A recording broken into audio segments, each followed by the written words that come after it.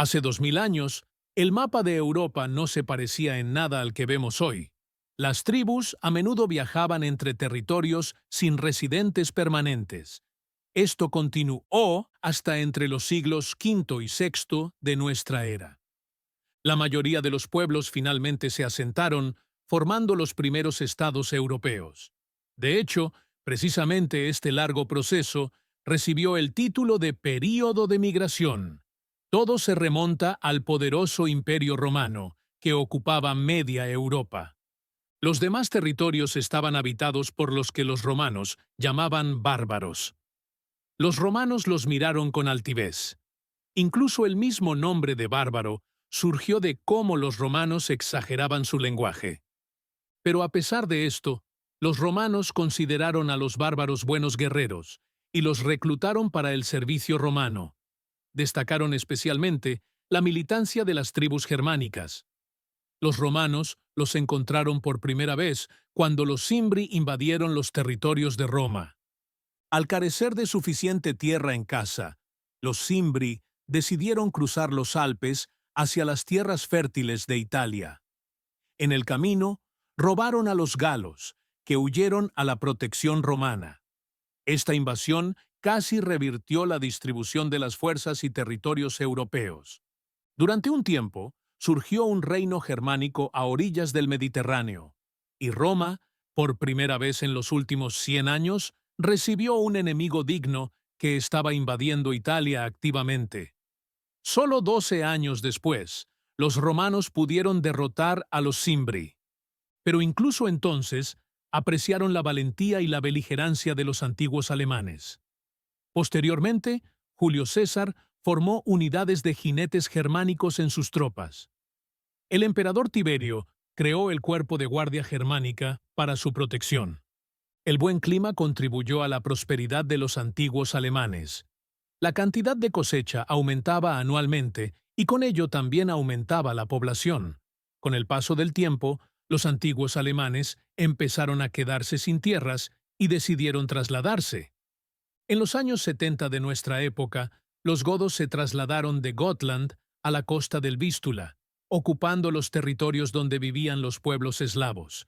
Y en los años 150 iniciaron una guerra terrestre con los sármatas, que luego derrotaron con éxito. En estos territorios, los godos crearon su propio reino. Los sármatas comenzaron a huir al Imperio Romano para escapar de los godos, al mismo tiempo que se llevaban consigo a otras tribus germánicas, la mayor de las cuales se convirtió en los marcomanos.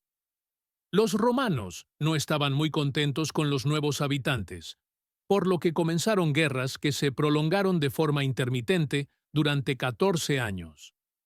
El emperador Marco Aurelio incluso logró derrotar a los bárbaros invasores, pero su hijo Cómodo, no dispuesto a continuar la guerra, accedió a trasladar a los bárbaros a tierras romanas. Así se asentaron los primeros alemanes antiguos. En el Imperio Romano, los godos a menudo asaltaban tierras romanas. En 251, durante otra incursión, derrotaron al ejército romano en la batalla de Abrito, matando al emperador Decio. En 267, sus aliados, los érulos, saquearon Grecia y quemaron Atenas. En 281, los romanos, al carecer de tropas para defender Dacia, se la entregaron a los godos. Pero la cima del poder del reino de Oyum fue el gobierno de Ermenaric. Conquistó a los carpos, los érulos, los alanos y los eslavos, y enriqueció a los godos mediante relaciones amistosas y comerciales con Roma.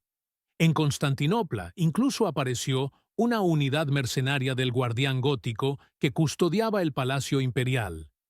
Pero un año después de su muerte, los hunos llegaron a la tierra. Rápidamente atrajeron a los eslavos y alanos a su lado. Derrotaron a los godos y ejecutaron brutalmente a su rey, Betamiris. Los godos asustados comenzaron a huir al Imperio Romano, pero una parte de ellos permaneció bajo el dominio de los hunos y trasladaron a estos godos al Danubio. Otra parte de los godos huyó a Crimea, donde se convirtieron al cristianismo y vivieron junto a los griegos de Crimea. el emperador Valente permitió que los godos se establecieran en el Imperio Romano, con la esperanza de ayudar en la guerra contra Persia. Sin embargo, llegaron allí tantos godos que no tenían dónde establecerse. Inmediatamente estallaron conflictos con la población local. Hubo hambruna entre los godos y el salario del emperador, que había prometido por el servicio en su ejército, nunca llegó. Como descubrieron más tarde los godos, fue robado por funcionarios locales, y cuando los soldados romanos golpearon a algunos godos en el mercado, estalló la rebelión. El ejército godo, en lugar de acudir en ayuda de Valente, capturó Mitia.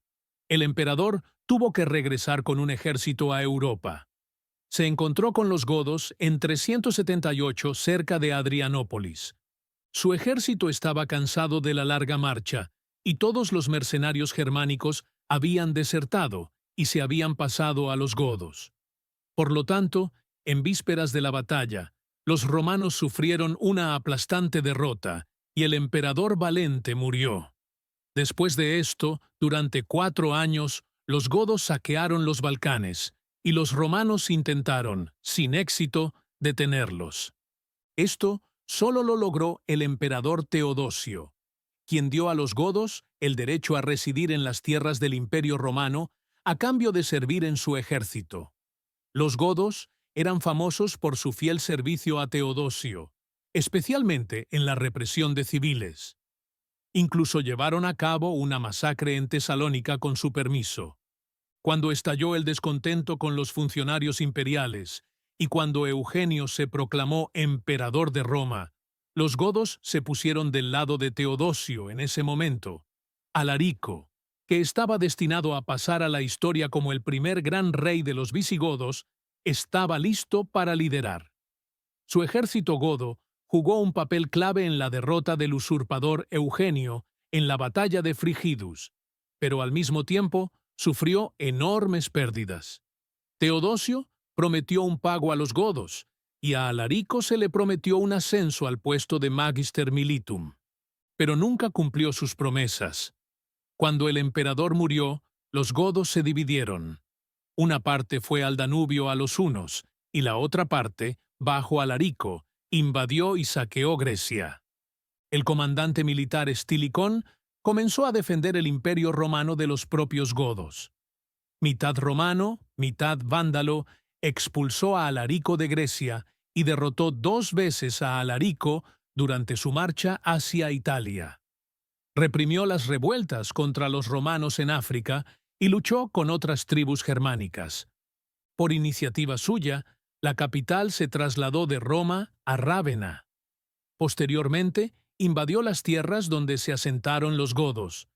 Sin embargo, los romanos no pudieron perdonar a Estilicón que su padre fuera un bárbaro.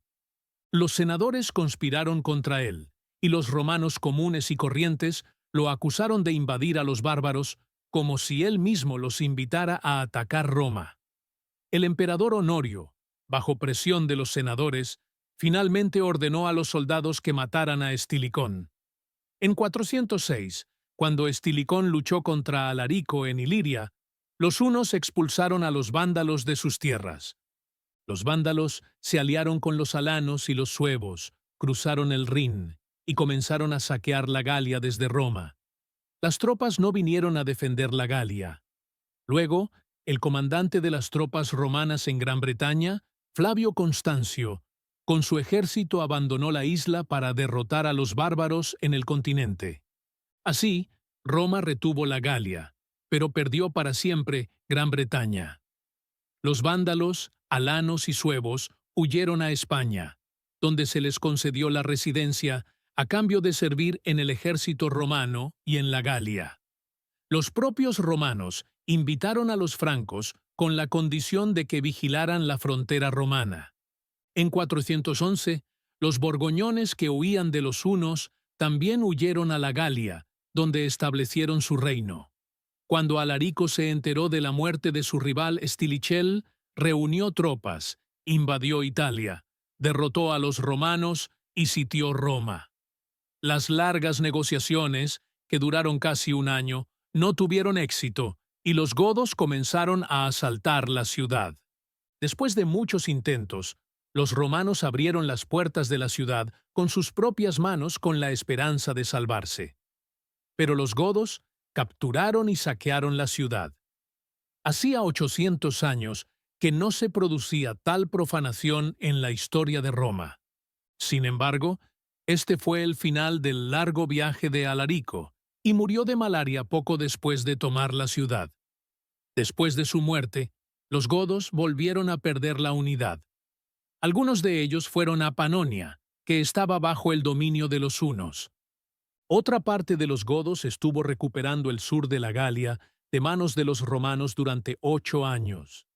Así surgió el reino de Toulouse, y los godos finalmente se dividieron en visigodos y ostrogodos. Los visigodos pronto iniciaron la conquista de la península ibérica. Los vándalos no pudieron resistir a los godos, que eran más numerosos. El rey vándalo Gaiseric incluso decidió abandonar España. Los vándalos construyeron una flota y navegaron hacia África, donde capturaron Cartago y establecieron su reino. En estos años comenzó un importante descenso de temperatura. Las malas cosechas y el hambre afectaron enormemente a los antiguos alemanes. Huyendo del hambre, los jutos y los anglos comenzaron a nadar hacia Inglaterra y apoderarse de tierras de las tribus británicas locales. Algunos británicos huyeron de la isla a una península cercana que lleva su nombre. Otra parte de los británicos decidió luchar contra los conquistadores. Al darse cuenta de que les faltaban fuerzas, invitaron a los sajones a su alianza. Sin embargo, cuando los sajones llegaron a Gran Bretaña, atacaron a los británicos y los expulsaron a las afueras de la isla. Así, los sajones, anglos y jutos conquistaron nuevas tierras y sentaron las bases para la futura unificación del pueblo inglés. Los hunos se convirtieron en la tribu más poderosa de Europa gracias a su numerosa caballería. Se establecieron en Panonia y desde allí saquearon los Balcanes. Cuando Atila llegó al poder, conquistó a los pueblos vecinos y creó un poderoso ejército. Atila realizó varias expediciones a los Balcanes e incluso obligó al emperador Teodosio II a pagar dinero a los hunos a cambio de la promesa de no volver a saquear el Imperio Romano. Pero Atila seguía buscando una excusa para una nueva guerra. Lo encontró en un acuerdo con el emperador Valentiniano III. El jefe huno pidió al emperador que casara con él a la hermana de Valentiniano y también le pidió que le diera la mitad del imperio como dote. El emperador se negó y los hunos invadieron la Galia. El general romano Flavio Aecio comenzó a reunir una alianza de legiones romanas y reinos bárbaros para detener la incursión de Atila.